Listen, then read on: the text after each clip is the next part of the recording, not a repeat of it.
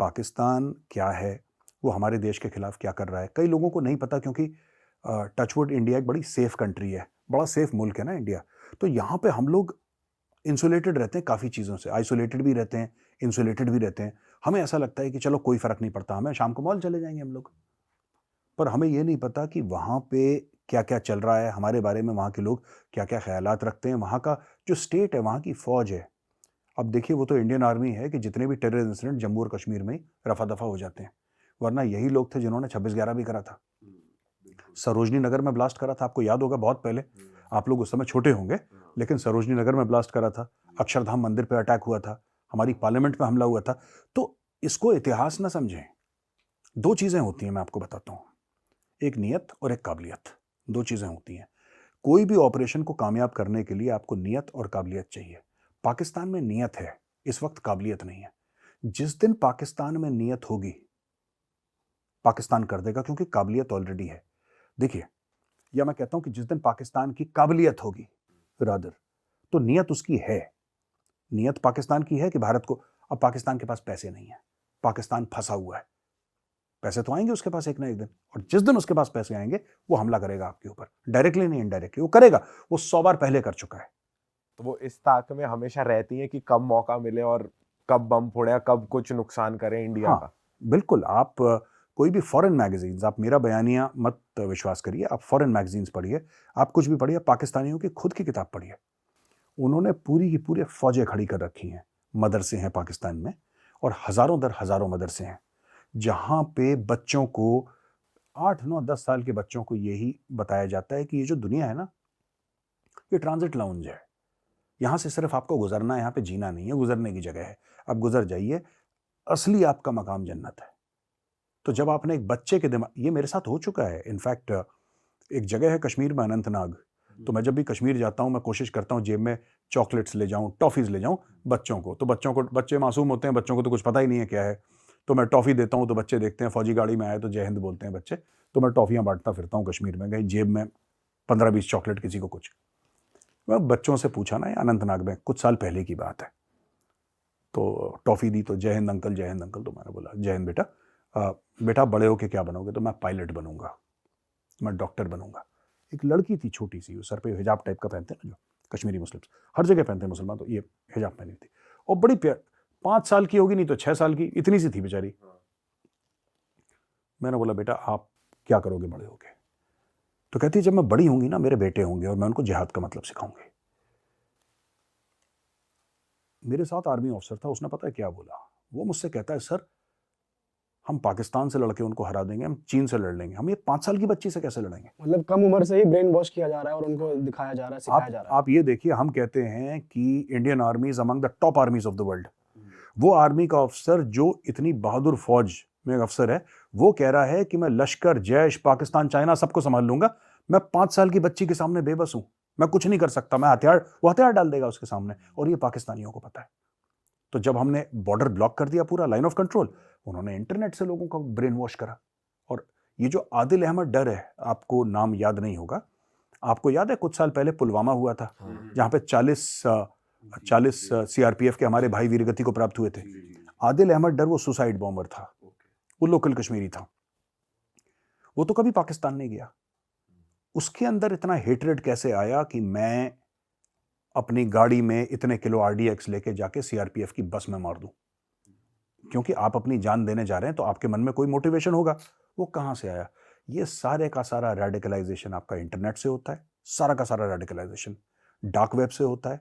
ये सारा का रेडिकलाइजेशन आपका कुछ चंद मसाजिदों से होता है या फिर आपके मदरसों से होता है। ये पर ज्यादातर आपका ऑनलाइन रेडिकलाइजेशन है। आपको लूडो की वेबसाइट या कोई वीडियो गेम की वेबसाइट, वहाँ पे आपको कांटेक्ट करेंगे, उससे चैट करेंगे और वहाँ से आपको उठा लेंगे। हाँ, फिर वहाँ से आपका कांटेक्ट, फिर आपको ग्रुप, और कई साल का प्रोसेस है ये, ऐसा नहीं कि इमीडिएटली हो गया। 2 3 साल का प्रोसेस है, आपका बैकग्राउंड वेरिफिकेशन हो रहा है, आप झूठ तो नहीं बोल रहे, आप सच बोल रहे हैं। वैसे रेडिकलाइजेशन करते हैं, वेरी डेंजरस, बहुत डेंजरस। सर ये ऑनलाइन अटैक करना, जैसा आपने बोला कुछ वेबसाइट्स हैं, डार्क वेब है, सब लोग डार्क वेब के बारे में अब ज्यादा बात कर रहे हैं, लोगों को मालूम पड़ रहा है जी। एंड सिंस आप भी कह रहे हैं कि उसके थ्रू अटैक्स हो रहे हैं और चीजें ट्रांसफर हो रही है वहां से यहाँ, लोगों को ब्रेन वॉश किया जा रहा है। जी बिल्कुल। तो गवर्नमेंट इस चीज पे काम क्यों नहीं करती? लाइक उस पर कंट्रोल क्यों, डार्क वेब पे कंट्रोल क्यों नहीं आता है? आप कैच क्यों नहीं करते हैं इसे? आप नहीं कर सकते, आप एक लिमिट तक आप कर सकते हैं, पर अगर आप ये सोचेंगे कि आप पूरी तरीके से कंट्रोल करें, ये किसी के, ये अमेरिका के बस का नहीं है, ये रशिया के बस का नहीं है, ये किसी, या फिर आप चाइना जैसा करें जिसके सर्वर ही चाइना में है, जिसका सब कुछ चाइना में है, जहां पे अगर आप हांगकांग के बाद इमिग्रेशन है चाइना वाला, इमिग्रेशन के बाद आप अंदर जाएं तो 1 किलोमीटर के बाद जब आपका यूट्यूब काम करना बंद कर जाए, ट्विटर का आप कर ही ना पाए क्योंकि चलता ही नहीं है चाइना में, फिर वो तरीका है जिसको हम लोग कहते हैं कि उन्होंने फिजिकल इंफ्रास्ट्रक्चर ही अलग कर दिया बिल्कुल, है ना, चीन का। तो या तो वो कर दें आप, वरना इस इंटरकनेक्टेड वर्ल्ड में बहुत दिक्कत है। मैं आपको, और जो लोग बड़े सीरियस होते हैं वो डिजिटल नहीं, वो एनालॉग हो जाते हैं, उसको पकड़ना और मुश्किल है।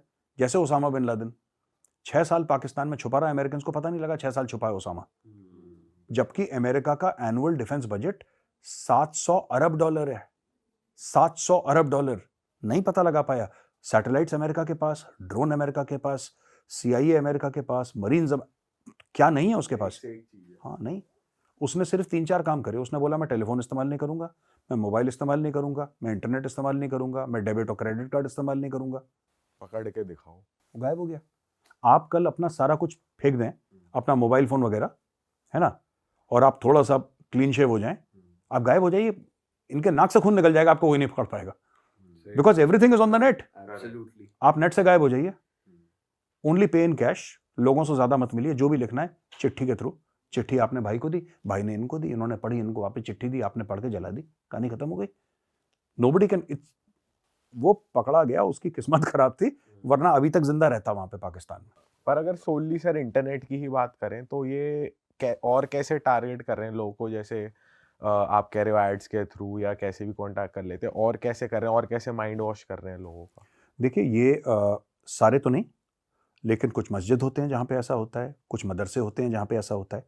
देखिए मदरसे से पढ़ा स्टूडेंट, मैं ये नहीं कह रहा कि मदरसे से पढ़े सारे स्टूडेंट टेररिस्ट होते हैं, लेकिन मदरसों में एक किस्म का इस्लाम पढ़ाया जाता है, एक खास किस्म का।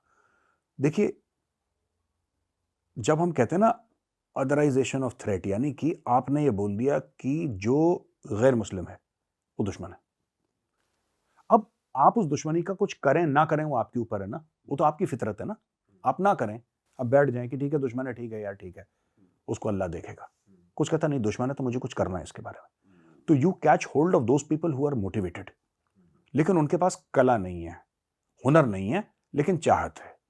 हुनर आप उनको दीजिए, फिर वो आपके औजार बनते हैं, फिर जाके वो आगे कार्रवाई करते हैं।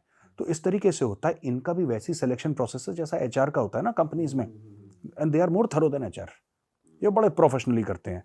आपका एक कॉन्टैक्ट होगा, वो आपको बताएगा आपको कहाँ जाना है, क्या करना है, लेयर विद इन लेयर। ऐसा नहीं कि आप डायरेक्टली उसके बॉस से बात कर रहे हैं, जो उसका सरगना है आप उससे बात कर रहे हैं, ऐसा बिल्कुल नहीं है।